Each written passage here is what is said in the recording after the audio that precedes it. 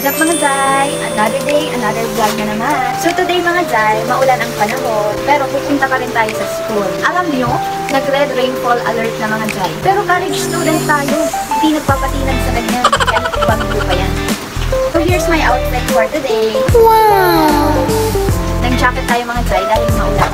Malamig, malamang. First time ko suotin tong jacket mga Jai, bigay ng mama ko. So tara na sa school mga Jai. So I will wear a cap pa din dahil maulan. And let's go na mga Jai. Punta na tayo sa school. So nasa school na ako mga Jai. Hinihintay ko pa si Christine, ang tagal ng babae, my God. So finally, nandito na si Christine. Siya yung nagbi-video sa akin mga Jai. So before mag-attendance, pumunta muna kami sa kantin para kumain. Kaunti lang yung tao ngayon sa kantin mga Jai dahil iilan lang yung pumunta sa campus. Bumili ako ng siomai, my favorite. Kaya kumain muna kami mga Jai dahil magtatanghali na kami pumunta. Syempre, attendance lang yung pinunta mga Jai. May talaga to si Christine, napakakulit. So katapos namin sa kantin ay pumunta na agad kami sa inner court para mag-attendance. And then dito na pala si Ate Chai mga Jai.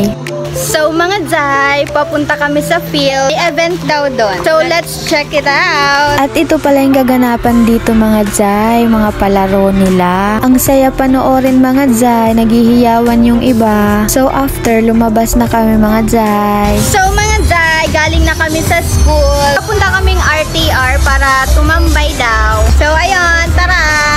At may naisip na naman talagang iyong ate mga Jai. Nabuang na jud. Ang kukulit talaga ng mga babae pag nagsama-sama. Tahumirit pa nga yung ate nyo oh. Pakitawag si Doc mga Jai.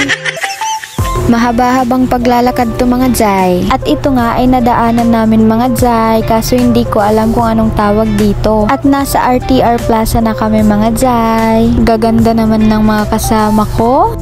So we are here in RTR Plaza.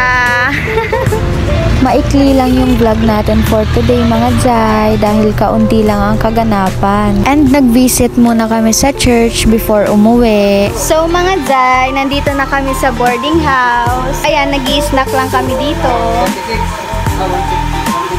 So dito ko na tinatapos yung vlog. I hope you like this video. Just a short clips of update lang. See you on my next vlog. Thanks for watching.